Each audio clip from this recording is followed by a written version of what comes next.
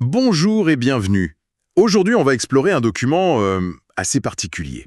Un récit qui nous projette en 2026. Oui, une année où, d'après ce texte, l'intelligence artificielle serait vraiment devenue centrale dans l'économie. Tout à fait. Et au cœur de ça, on a un témoignage personnel.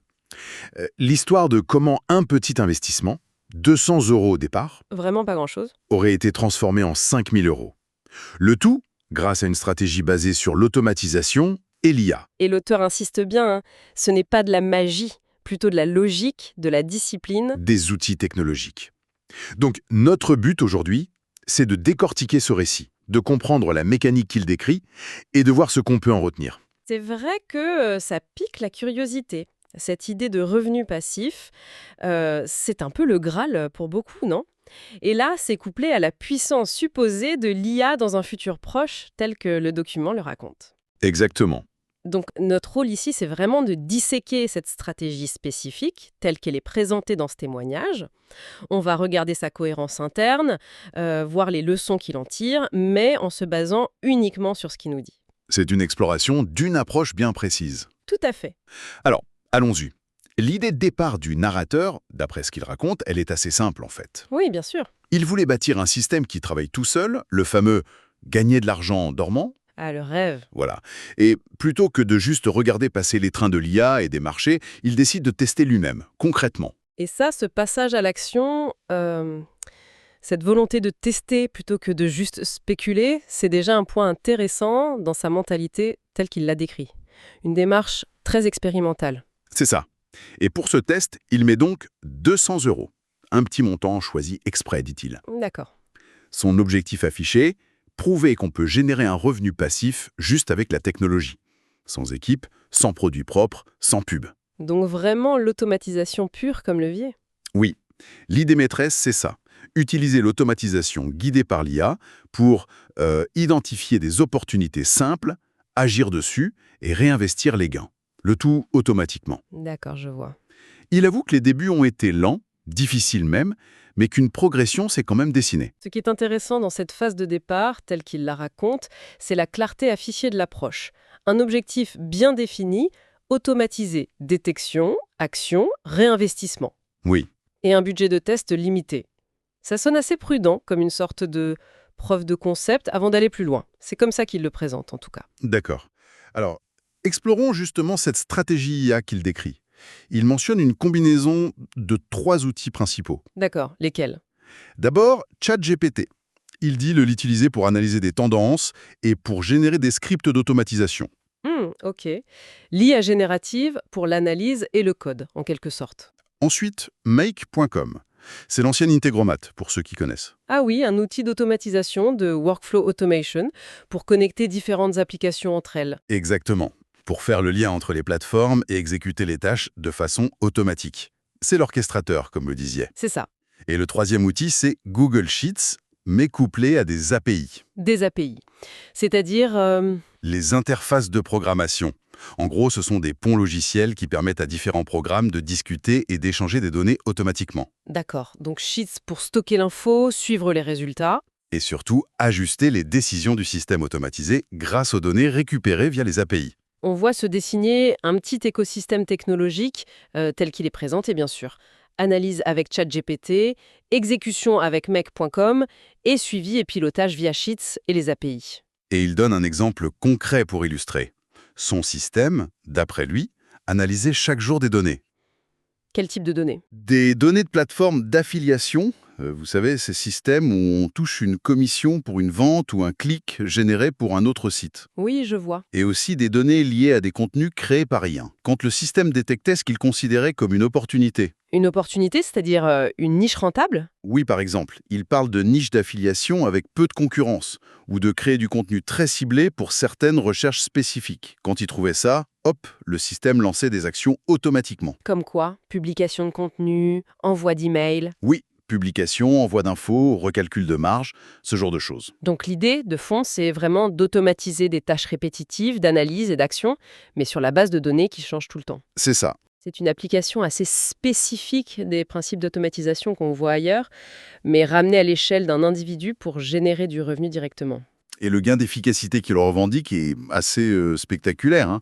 Il dit qu'une tâche qui lui prendrait 8 heures à la main Oui, serait faite en 20 minutes par son système, sans pause et sans les erreurs qu'un humain pourrait faire. ah oui, passer de 8 heures à 20 minutes, c'est énorme comme levier de productivité, si c'est avéré. Ça illustre bien le potentiel qu'il attribue à cette automatisation. Effectivement.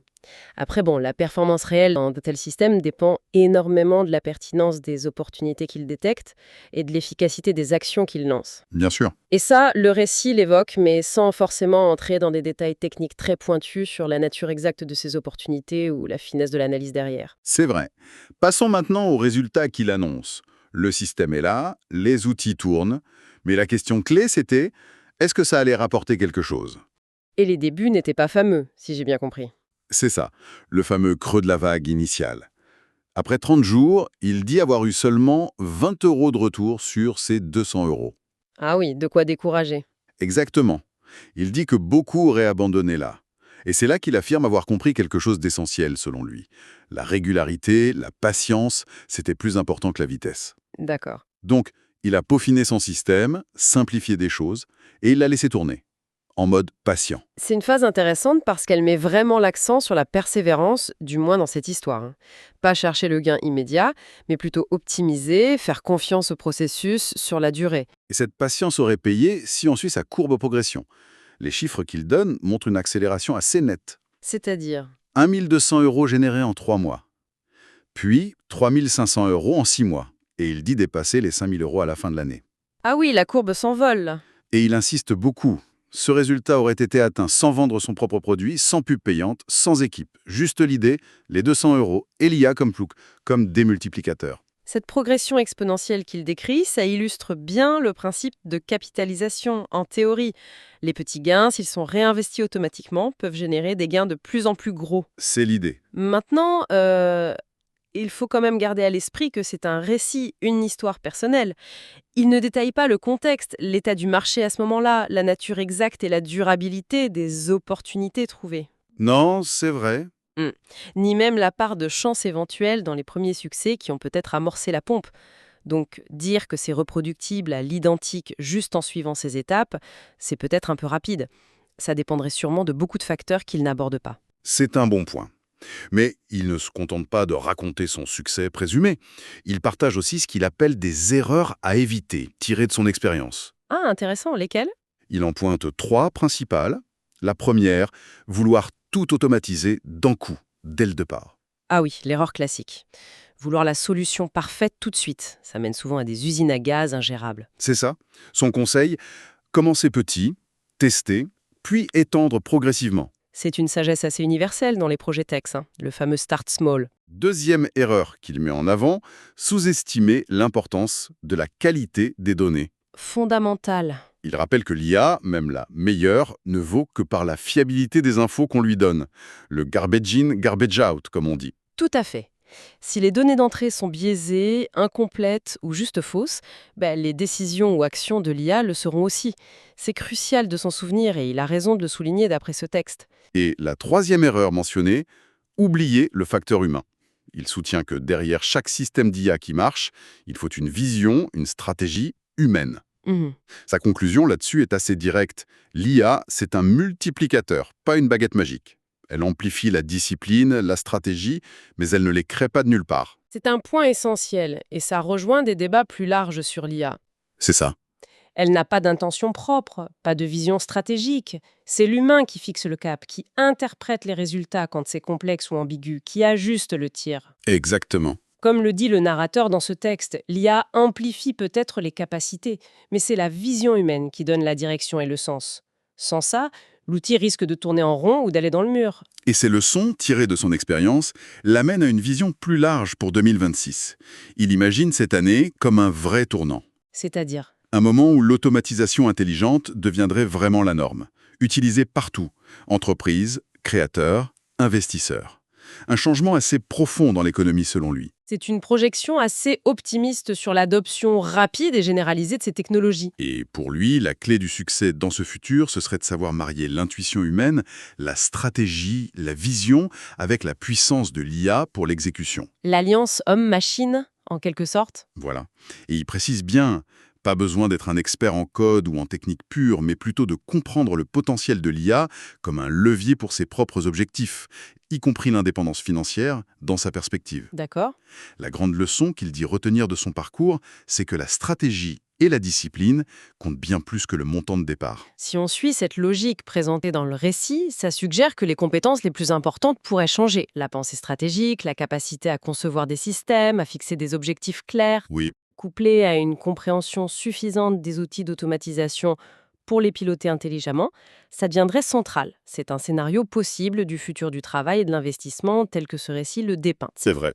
D'ailleurs, c'est intéressant de voir comment l'histoire elle-même est construite. Oui, Des débuts difficiles pour valoriser la persévérance, le côté j'ai galéré mais j'ai tenu bon. suivi d'une croissance rapide qui valide l'approche, c'est une trame narrative assez classique et souvent efficace pour ce genre de témoignage de réussite autoproclamée. En se basant juste sur les idées de ce document, on peut imaginer que cette fusion homme-machine qu'il décrit, si elle se généralisait vraiment, Oui.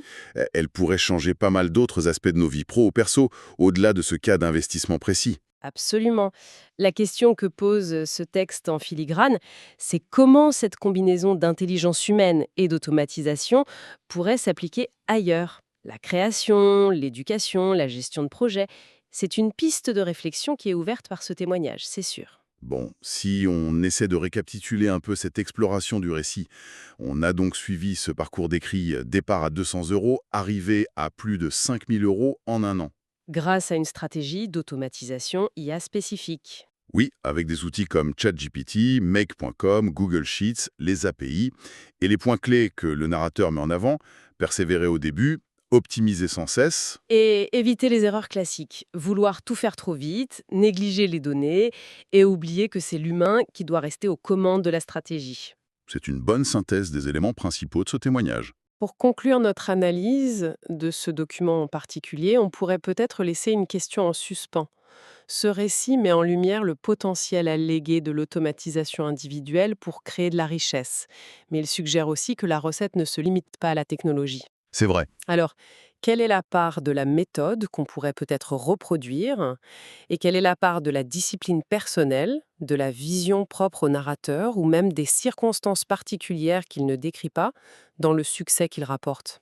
Où s'arrête la stratégie reproductible et où commence l'individu, en somme? Exactement. C'est peut-être ça la question la plus intéressante que soulève finalement ce témoignage spécifique. Bonjour et bienvenue.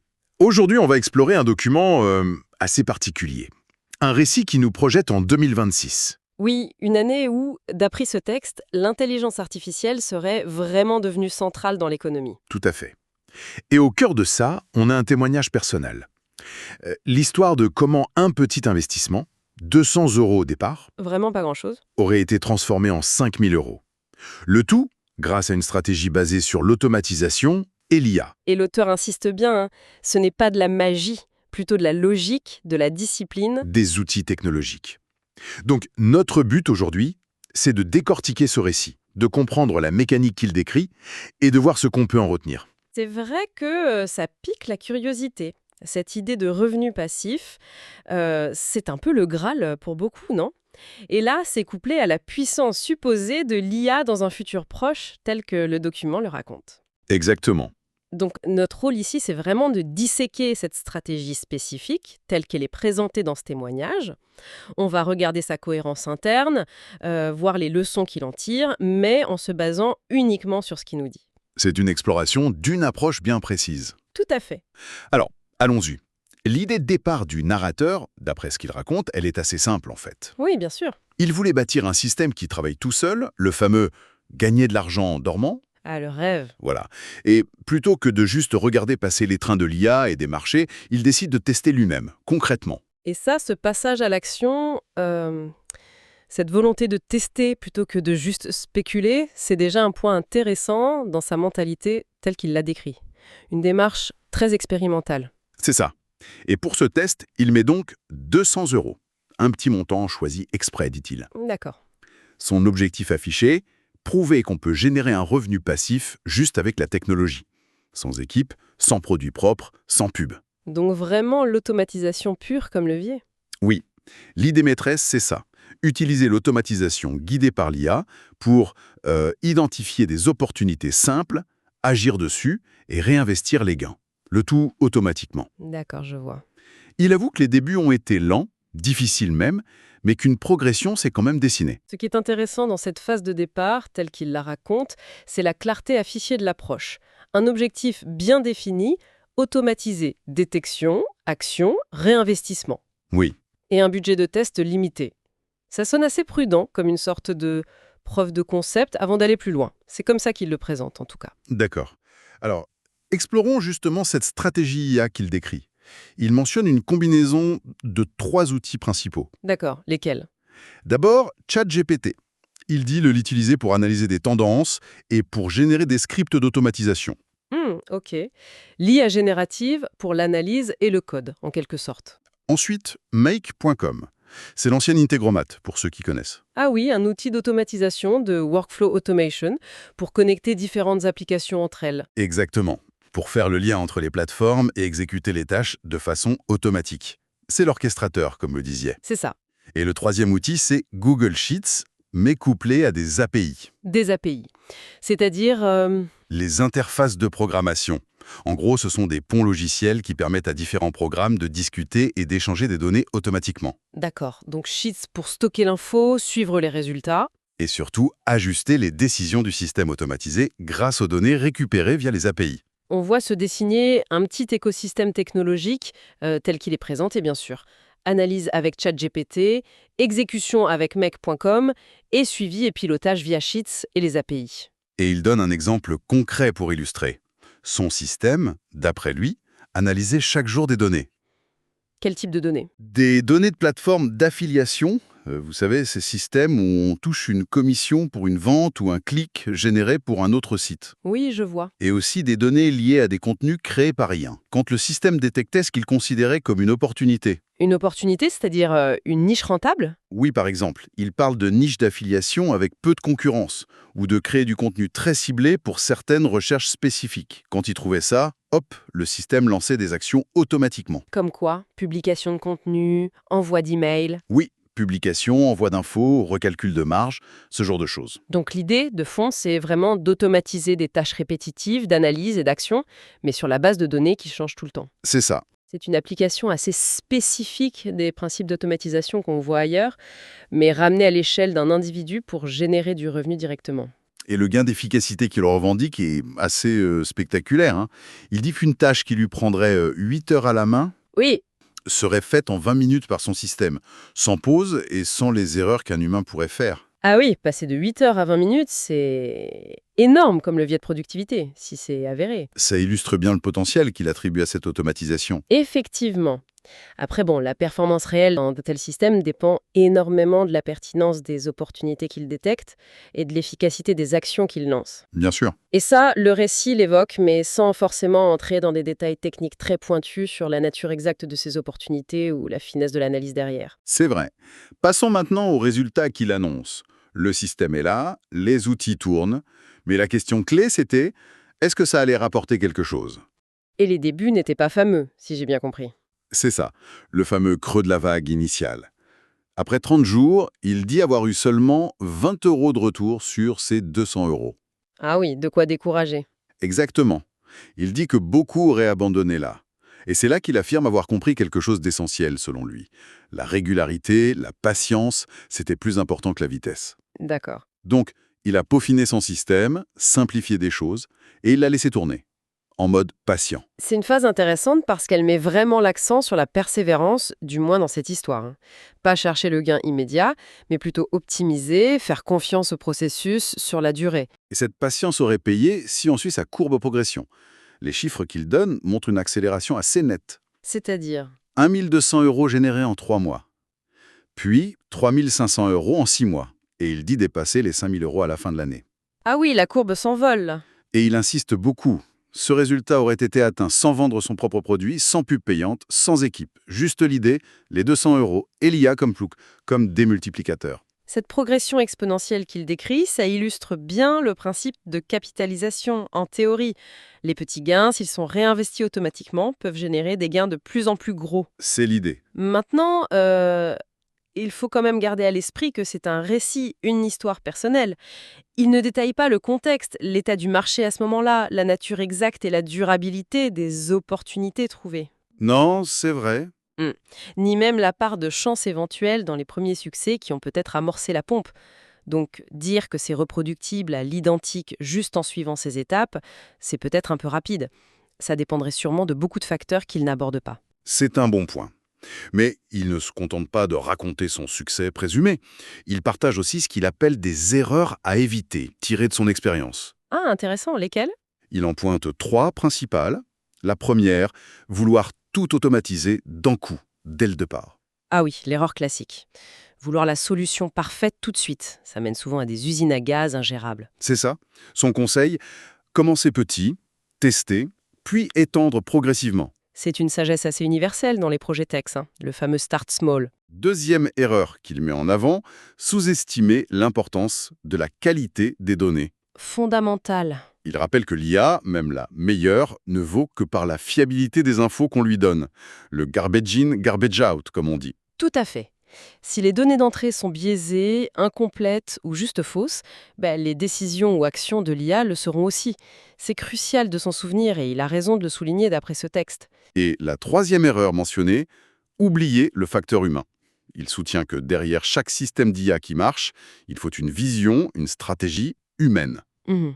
Sa conclusion là-dessus est assez directe. L'IA, c'est un multiplicateur, pas une baguette magique. Elle amplifie la discipline, la stratégie, mais elle ne les crée pas de nulle part. C'est un point essentiel et ça rejoint des débats plus larges sur l'IA. C'est ça. Elle n'a pas d'intention propre, pas de vision stratégique. C'est l'humain qui fixe le cap, qui interprète les résultats quand c'est complexe ou ambigu, qui ajuste le tir. Exactement. Comme le dit le narrateur dans ce texte, l'IA amplifie peut-être les capacités, mais c'est la vision humaine qui donne la direction et le sens. Sans ça, l'outil risque de tourner en rond ou d'aller dans le mur. Et ces leçons, tirées de son expérience, l'amènent à une vision plus large pour 2026. Il imagine cette année comme un vrai tournant. C'est-à-dire, Un moment où l'automatisation intelligente deviendrait vraiment la norme, utilisée partout, entreprises, créateurs, investisseurs. Un changement assez profond dans l'économie selon lui. c'est une projection assez optimiste sur l'adoption rapide et généralisée de ces technologies. Et pour lui, la clé du succès dans ce futur, ce serait de savoir marier l'intuition humaine, la stratégie, la vision, avec la puissance de l'IA pour l'exécution. L'alliance homme-machine, en quelque sorte. Voilà. Et il précise bien, pas besoin d'être un expert en code ou en technique pure, mais plutôt de comprendre le potentiel de l'IA comme un levier pour ses propres objectifs, y compris l'indépendance financière, dans sa perspective. D'accord. La grande leçon qu'il dit retenir de son parcours, c'est que la stratégie et la discipline comptent bien plus que le montant de départ. Si on suit cette logique présentée dans le récit, ça suggère que les compétences les plus importantes pourraient changer. La pensée stratégique, la capacité à concevoir des systèmes, à fixer des objectifs clairs, Oui, couplée à une compréhension suffisante des outils d'automatisation pour les piloter intelligemment, ça deviendrait central. C'est un scénario possible du futur du travail et de l'investissement tel que ce récit le dépeint. c'est vrai. D'ailleurs, c'est intéressant de voir comment l'histoire elle-même est construite. Oui, Des débuts difficiles pour valoriser la persévérance, le côté j'ai galéré mais j'ai tenu bon. suivi d'une croissance rapide qui valide l'approche, c'est une trame narrative assez classique et souvent efficace pour ce genre de témoignage de réussite autoproclamée. En se basant juste sur les idées de ce document, on peut imaginer que cette fusion homme-machine qu'il décrit, si elle se généralisait vraiment, Oui. elle pourrait changer pas mal d'autres aspects de nos vies pro ou perso, au-delà de ce cas d'investissement précis. Absolument.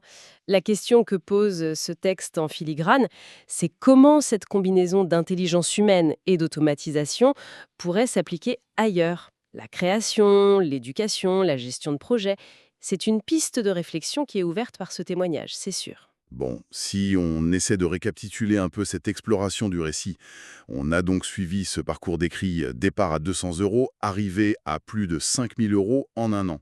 Grâce à une stratégie d'automatisation IA spécifique. Oui, avec des outils comme ChatGPT, Make.com, Google Sheets, les API, et les points clés que le narrateur met en avant, persévérer au début, optimiser sans cesse. Et éviter les erreurs classiques, vouloir tout faire trop vite, négliger les données et oublier que c'est l'humain qui doit rester aux commandes de la stratégie.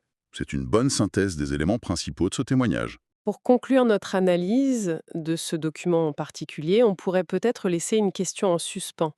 Ce récit met en lumière le potentiel allégué de l'automatisation individuelle pour créer de la richesse, mais il suggère aussi que la recette ne se limite pas à la technologie. C'est vrai. Alors, quelle est la part de la méthode qu'on pourrait peut-être reproduire et quelle est la part de la discipline personnelle, de la vision propre au narrateur ou même des circonstances particulières qu'il ne décrit pas dans le succès qu'il rapporte? Où s'arrête la stratégie reproductible et où commence l'individu, en somme? Exactement. C'est peut-être ça la question la plus intéressante que soulève finalement ce témoignage spécifique.